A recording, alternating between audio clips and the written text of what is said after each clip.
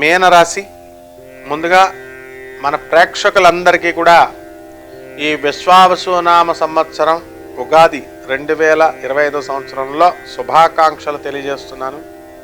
మరి ఈ యొక్క మీనరాశి వారందరికీ కూడా ఆదాయం 5, వ్యయం 5గా ఉంది. సమానంగా ఉందండి. డబ్బులు ఖర్చు, రాబడి కూడా. అలాగే రాజ్యభుజం 3, అవమానం 1గా ఉంది. కాబట్టి మిమ్మల్ని అందరూ కూడా గౌరవించడం అనేటటువంటిది జరుగుతాయి. తిట్టుకునేటటువంటి వాళ్ళు చాలా తక్కువ మంది ఉంటారనమాట.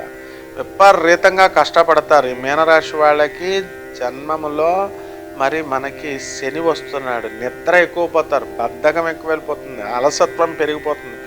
ఈరోజు పని తర్వాత చేద్దాంలే అని మీరు కొంచెం బద్ధకంగా ఉండడం అనేటటువంటిది జరుగుతుంది. అయితే ఈ యొక్క రాహుగ్రహ ప్రభావం వలన మీకు శయ్య సౌఖ్యం తక్కువగా ఉంటుంది.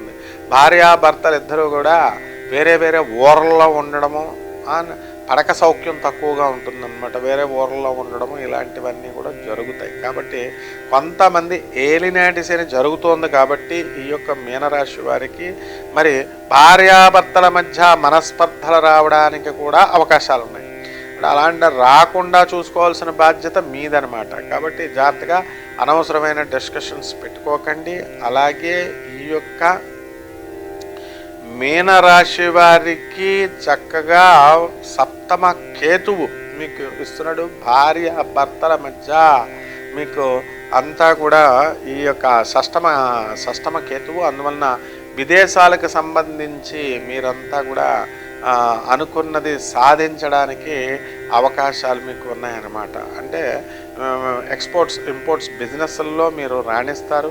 అలాగే విదేశాలకు సంబంధించినటువంటి ఎంత పనైనా సరే మీరు సక్సెస్ అవుతారు. కాబట్టి ఇంతకాలం చాలామంది ఈ యొక్క మీనరాశి వాళ్ళకి ఏమండి మేము ఫారెన్ వెళ్ళాలండి అని అనుకునేటటువంటి వాళ్ళు, మా కోరికలు తీరడం లేదండి అనుకునేటటువంటి వాళ్ళు, వాళ్ళ కోరికలు మీ కోరికలు తీరడానికి అవకాశాలు ఉన్నాయి. కొత్త కొత్త పరిచయాలు మీకు అవడానికి అవకాశాలు ఉన్నాయి. కొత్త కొత్త స్త్రీలు మీ జీవితంలోకి రావడానికి అవకాశాలు ఉంటాయి. కాబట్టి అలాగా మీరు జాగ్రత్తగా ఉండాలి వాళ్ళతో.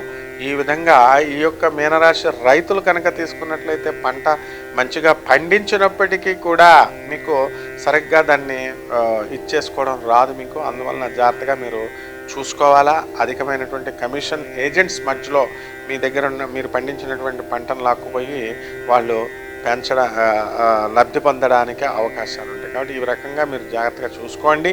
అదేవిధంగా సొంత వృత్తులు చేస్తున్నటువంటి professionals, chartered accountants, cost accountants, లాయర్లు, ఈ యొక్క డాక్టర్స్, వీళ్ళ యొక్క వ్యాపారాలు బాగుంటాయి. అలాగే సినిమా రంగంలో టెక్నికల్ ఫీల్డ్, ఆ తర్వాత ఈ యొక్క మీడియా రంగము, వీళ్ళంతా కూడా వృద్ధి చెందడానికి అవకాశాలు చాలా అధికంగా కనబడుతున్నాయి. ఇకపోతే విద్యార్థుల దగ్గరికి వచ్చేసరికి వీళ్ళకి కాస్త బాగుండదండి. ఎక్కువ శ్రద్ధ పెట్టి చదువు చూడాలి. మాస్టర్లకు ఎదురు చెప్పడము, ఇలాంటి పిచ్చి వేషాలు కనుక వేసినట్లయితే మరి మీరు తీవ్రంగా teachers internal assessment marks cut చేసి పడేయడం జరుగుతుంది. ఇంకా ఎక్స్ట్రాలు కనుక చేసినట్లయితే యూనివర్సిటీల నుంచి రెస్ట్రిక్ట్ చేసి పడేయడానికి అవకాశాలు ఉంటాయి. కాబట్టి చాలా జాగ్రత్తగా మీరు టీచర్ల దగ్గర ఉండాల్సినటువంటి అవసరం ఉంది. ఎందుకంటే గురుబలం లేదు మీకు.